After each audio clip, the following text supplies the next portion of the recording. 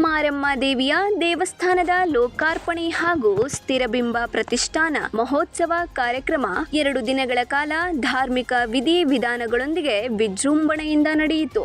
ಈ ವೇಳೆ ಶಾಸಕರಾದ ಸುರೇಶ್ ಬಾಬು ಅವರು ಭೇಟಿ ನೀಡಿ ಆಶೀರ್ವಾದ ಪಡೆದರು.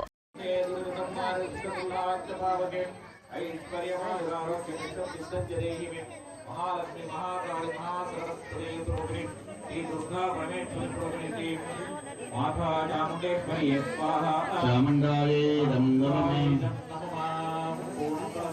ಚಿಕ್ಕನಾಯಕನಹಳ್ಳಿ ತಾಲೂಕಿನ ನಿರುವಗಲ್ ಗ್ರಾಮದಲ್ಲಿ ಆಂಜನೇಯ ಸ್ವಾಮಿ, ಭೂತಪ್ಪ ಸ್ವಾಮಿ, ದುರ್ಗಮ್ಮ ದೇವಿ, ಬೆಳಗುಲಿ ದುರ್ಗಮ್ಮ ಮತ್ತು ಮೇಲೇನಹಳ್ಳಿ ದುರ್ಗಮ್ಮ ದೇವರುಗಳ ಆಗಮನ ಗ್ರಾಮದ ಪ್ರಮುಖ ಬೀದಿಗಳಲ್ಲಿ ವಾದ್ಯ ಮೇಳಗಳೊಂದಿಗೆ ಮೆರವಣಿಗೆಯ ಮೂಲಕ ಮಾರಮ್ಮ ದೇವಿಯ ವಿಗ್ರಹ ತಂದು ಗುಡಿ ತುಂಬಿಸಲಾಯಿತು. ನಂತರ ದೇವಿಯ ನೂತನ ದೇವಾಲಯ ಪ್ರವೇಶ, ಪ್ರತಿಷ್ಠಾಪನೆಯ ಮುಂತಾದ ಪೂಜಾ ಸೇವಾ ಕಾರ್ಯಗಳು ನಡೆದವು.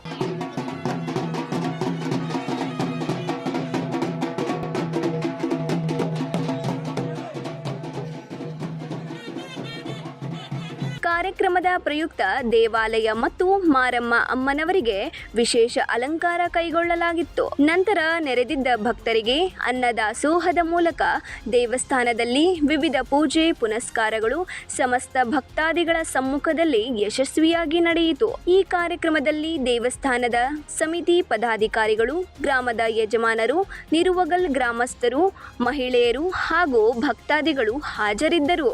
ಮಂಜು ಗುರಗದಹಳ್ಳಿ, 9 ಲೈವ್ ನ್ಯೂಸ್, ತಿಪಟೂರು.